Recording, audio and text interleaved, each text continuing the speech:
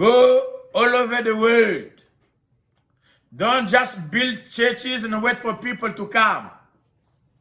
Go everywhere in the world. Preach the gospel to every creature. This is the mission. Underline the word gospel because of the teaching.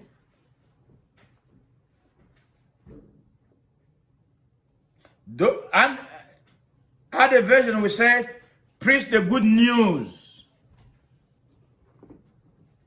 The gospel is the good news. Next, we're going to look at what is the gospel and what is good news. But we're just seeing first, what did he tell them to do? Go all over the world. Allez, I think French. Let me read in French. Mark.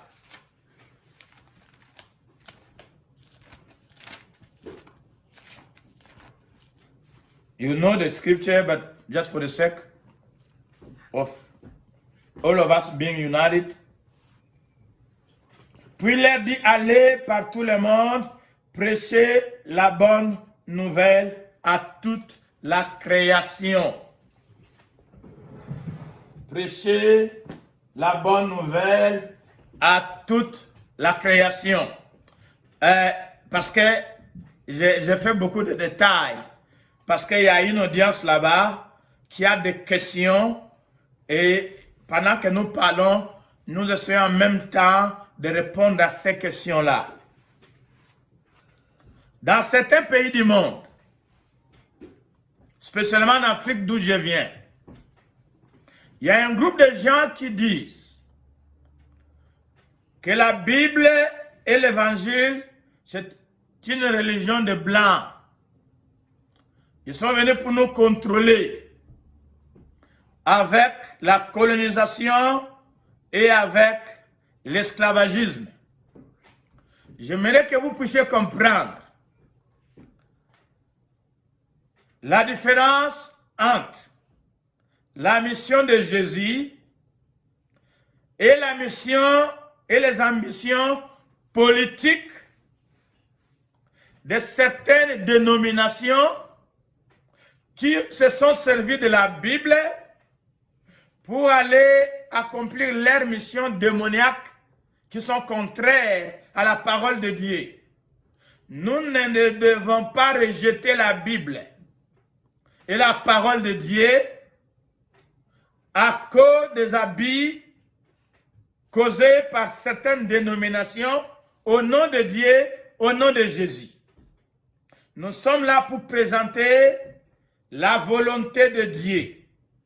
La volonté de Dieu, le plan de Dieu était que ce serviteur aille dans le monde entier pour prêcher la bonne nouvelle à toute création. Our responsibility, the mission of the church was not to go all over the world and do politics. A lot of people are rejecting the Bible and Christianity, saying that it is a religion of the white people. Christianity is not the religion of white people. Jesus sent the 12 to go and preach the gospel to every human being on planet Earth. Not to go abuse them, not to go control them, not to go declare nation a nation of Christian nation. No, every human being to preach them, to present them the gospel so they can have the opportunity to know Jesus and make their own decision. So whatever abuse has been done by denomination, by some churches, in the name of Jesus, in the name of Christianity, in the name of God, it has nothing to do with Jesus. Jesus' business was to go and present the gospel to every human being. That verse 15. And verse 16, talking about the reaction. What happened when we present the gospel? What happened when you preach the word of God? Called good news. The gospel. Verse 16. Ye who believe and is baptized will be what? In your Bible. Do you have your Bible? Verse 16. This is the result. This is the reaction. Every human being has the right to hear the gospel and to respond to it. And he said, after you hear the gospel, you have a choice. God gives you a choice to accept or to reject. The gospel is not forced on people. It is proclaimed, it is presented. Donc, la réaction, verset 16, les résultats, l'église, le 12, la mission de Jésus, c'est ce serviteur aille dans le monde entier, présenter, proclamer, parler, prêcher, enseigner la bonne nouvelle du salut. Et comme résultat, les gens doivent répondre. Quand tu entends la bonne nouvelle du salut, tu dois répondre. Deux réponses. Tu rejettes ou tu acceptes. Tu rejettes ou tu crois. Verset 16 dit, celui qui croit et conjonction de coordination qui relie les deux vérités ensemble. Elles ne sont pas séparées. Les deux vont ensemble. Celui qui croit et qui est baptisé sera sauvé. Donc, voilà dans le verset 6. He who believe and be baptized will be saved. Il n'a pas dit, je suis dans le verset 16. Mark 16, verse 16. Ye who believe the gospel, ye who accept, believe the good news, and be baptized. This baptism here is talking about water baptism.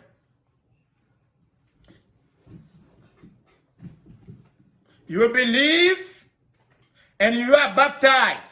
Two things in one. And then you can be declared saved. He did not say, after you preach the gospel, those who believe, they are saved.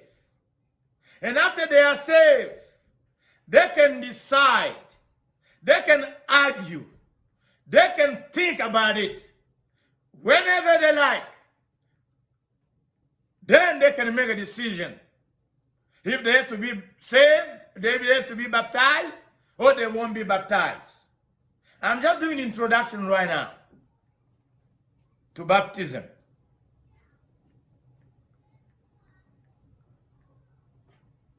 So he said, those, first you preach the gospel, people hear the gospel, people decide if they're going to receive it, believe it in their life, and those who receive and be baptized, they are declared saved.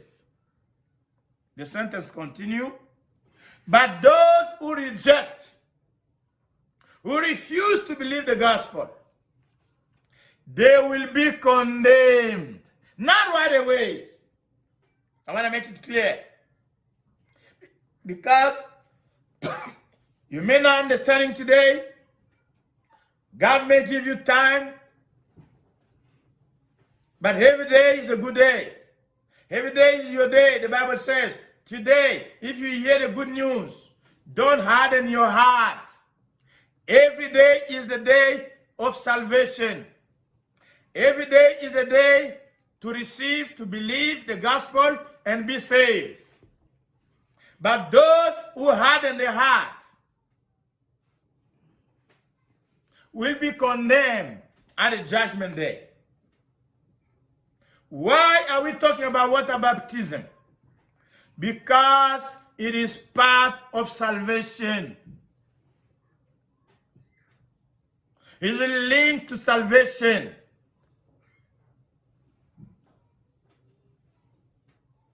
Now, allow me, because this is a doctrinal question, we're going to read a few verses. The first question I want to address is, what is the gospel? Because to be saved, you have to believe in the gospel. Everything is not the gospel. Every word in the Bible is not the gospel.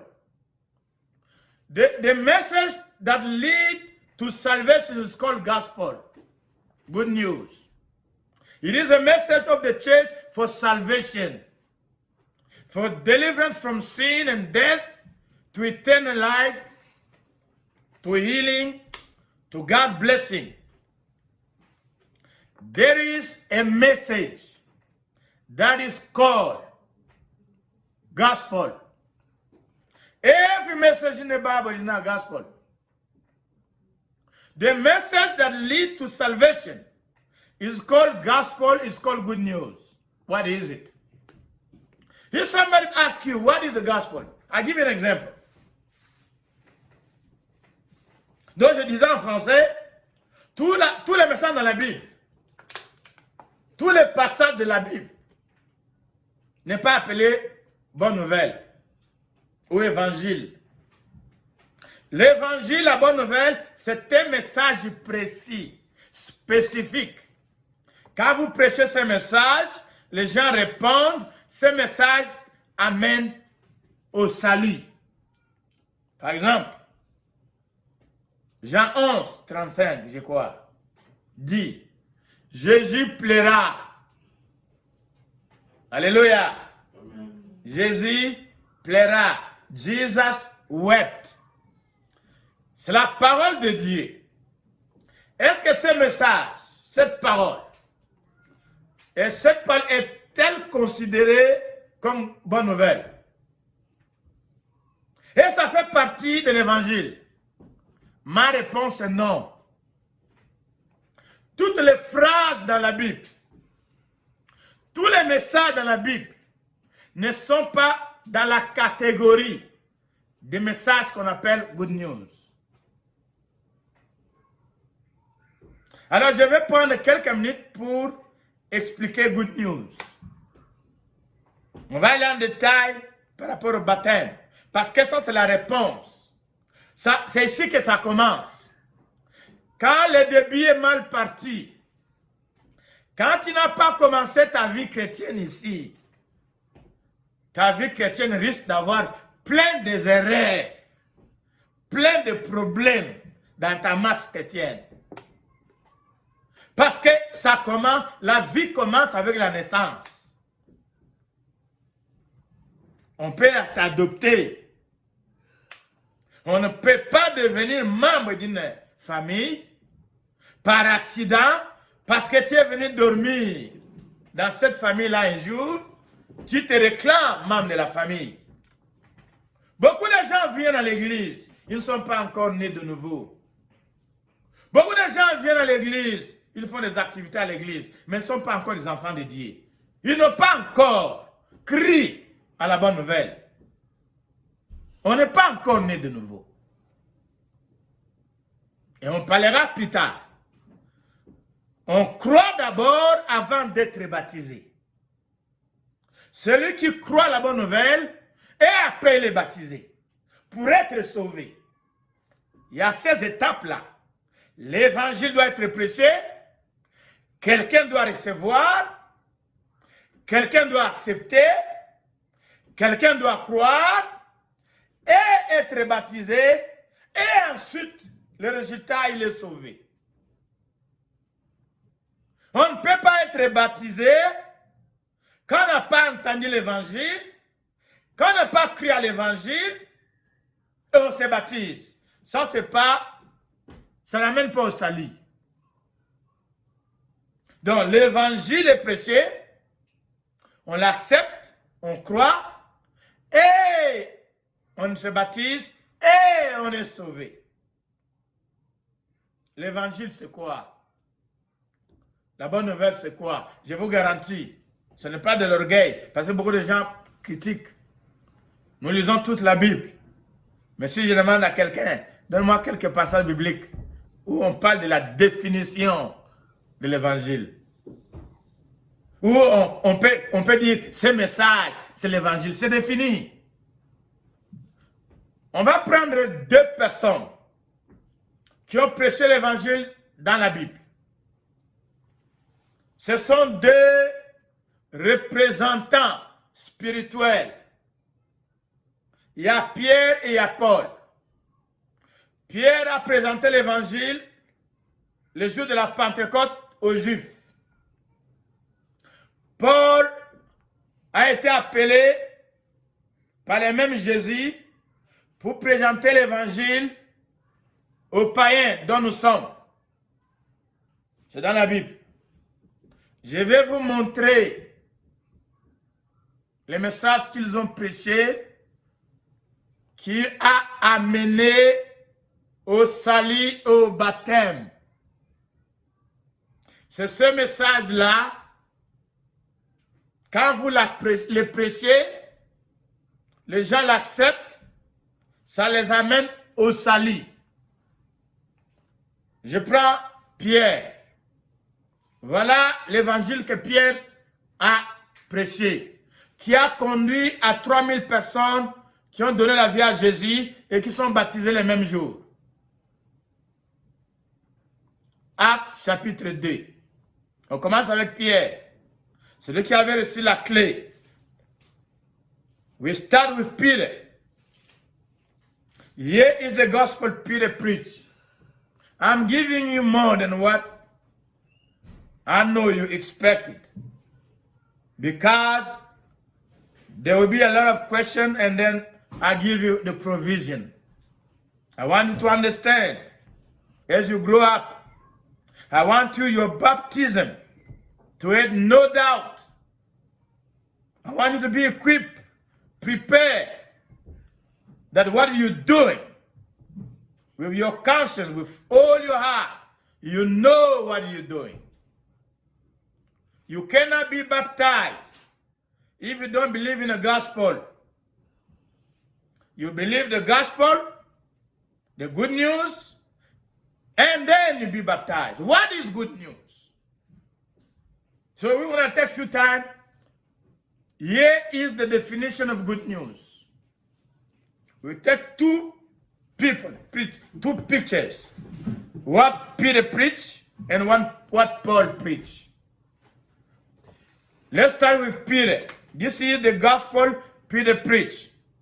We're going to read 2 portions of the scripture. This is what Peter preached. Acts chapter 2. You follow? If you miss it, the message will be posted every week. You go back, you read it, you check, you listen. If you've got questions, you write them, and you send them, we're going to address them. This is Apostle Peter. This is his preaching of the gospel, his message. This is what he said that led people to believe and to be saved. We're reading from verse 36. Peter is talking to Jews, the audience. I'm talking to you today. I know you know Jews. Paul will be talking to pagan. Pagan means non-Jews. Those who are not Jews, like us. We're going to talk about Paul later. Let's talk about Peter. This is what he preached. On the day of Pentecost, to Jewish and those who came from all over to celebrate Passover. Voilà l'évangile selon Pierre. When Jesus told them, he was talking to Peter. He was talking to all the 11, all the 12. Go and preach this gospel to all the nation, every man and woman, beginning in Jerusalem. Hear what Peter preached. Conclusion, he talked, the Holy Spirit came, they spoke in tongue. Actually, it was not tongue, it was prophecy. They were prophesying, people got confused. Peter took the microphone. There were no microphone, I'm talking symbolically. So he took the opportunity, he addressed the crowd. Preached them Jesus. He preached them Jesus. He was talking about Jesus. The gospel is about Jesus. Good news is Jesus. Therefore, let all the house of Israel know for sure God has made this Jesus. This was his message. God has made this Jesus, whom you crucified, both Lord and Savior. Peter is preaching. He's presenting them the gospel. According to Peter, the gospel is Jesus being Lord and Savior. So when you preach Jesus as Lord and Savior, you are preaching the gospel. The gospel is the message about Jesus being Lord and Christ. You give details later. Now, when they heard this, they were cut in the heart. And they said to Peter and the rest of the apostle, men and brethren, what shall we do? Verse 39, then Peter said to them, repent. Oh, these were Jews. We said the children of God. He's telling them to repent. To repent from what? Repent is a change of mind, change of behavior, change of attitude. You were believing one thing, you were thinking one thing, you were understanding one way, you were living one way. Now you have to change. They did not believe Jesus. They rejected him. They asked for Jesus to be crucified. They chose another man to be released. They rejected Jesus. Now he's telling them, no, the man you chose to crucify, that man is the one that God has anointed, declared, established, Lord and Christ, Lord and Savior. He is the one. The same Peter in chapter 4 verse 11 and 12, he told them, you, because he's talking to the same audience, Jew, Jesus is the stone that you rejected. You are building a house. The most important stone that can raise your house, keep your house standing. The cornerstone, you rejected it. Because to you, it didn't look attractive. It didn't look like, it didn't fit your criteria. You rejected him. But God, according to God, he is the one that heaven, God, has established on planet Earth as Lord and Savior. Today, this message is being attacked. We live in a time and in a nation where you cannot tell people without being reprimanded, without being shut up, without being criticized, that there is only one, that God is sent on earth to save not only the Jew, not only a group of people, the whole human race, every human being. That's why he told them, go to every nation, every human being on planet Earth. You have to preach them this message. There are countries, when you preach them this message, they cut your head. It is happening on this planet Earth. This message is not allowed everywhere. It's not accepted everywhere. This is the message of the gospel that Jesus demanded us, the apostle, to go preach to every human being. This is the message of the church, to preach Jesus, Lord and Savior. Je disais que ça, c'est le message de l'Église. Le message d'aller prêcher au monde entier Jésus, Seigneur et Sauveur. C'est ça l'évangile. C'est ça la bonne nouvelle quand tu crois à Jésus comme ton Seigneur, comme ton Sauveur, ton roi, le Messie qui devait venir, le Sauveur qui est mort pour toi. Quand tu crois à ces messages, c'est ça l'évangile. Donc Jésus, Pierre disait dans le verset 38 aux Juifs, repentez-vous. So, every one of you be baptized in the name of Jesus. Donc repentez-vous. Acceptez ce Jésus. Et après, faites quoi? Soyez baptisés.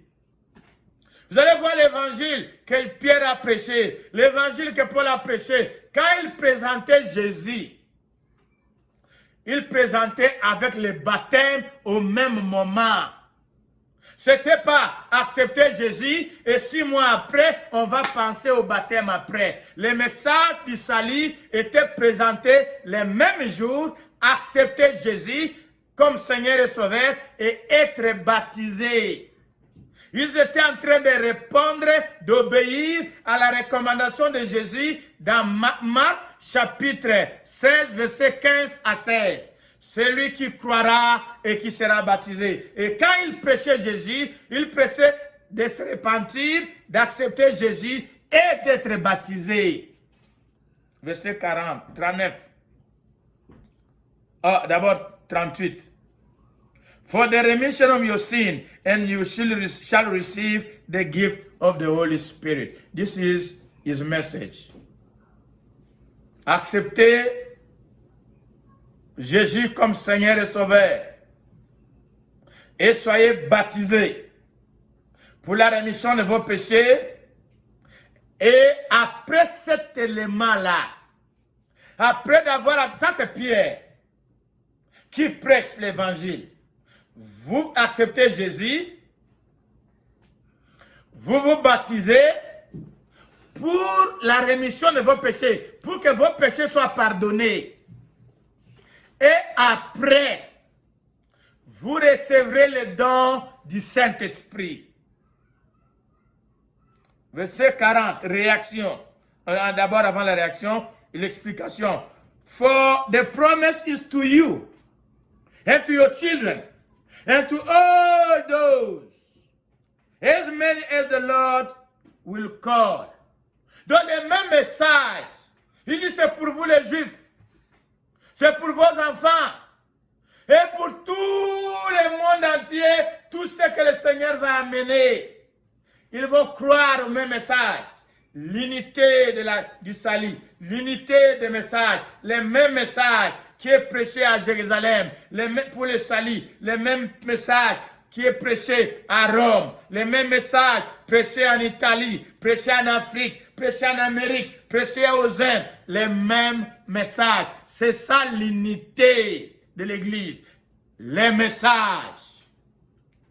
C'est ça l'unité du salut, où nous devenions un. Parce que nous avons entendu les mêmes messages, nous avons crié au même message, nous avons accepté le même Jésus.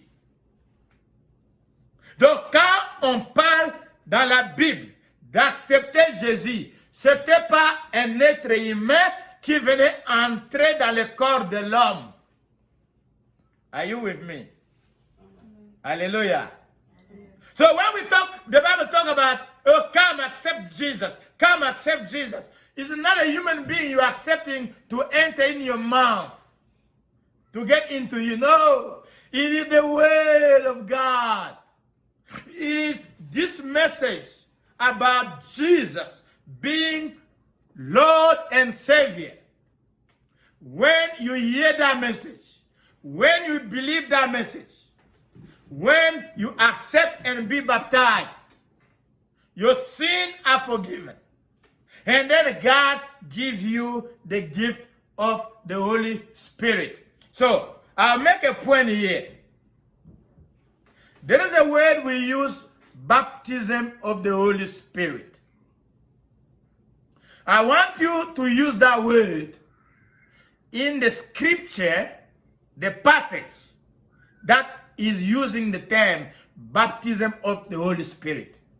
Because in most verses, they did not use the word baptism.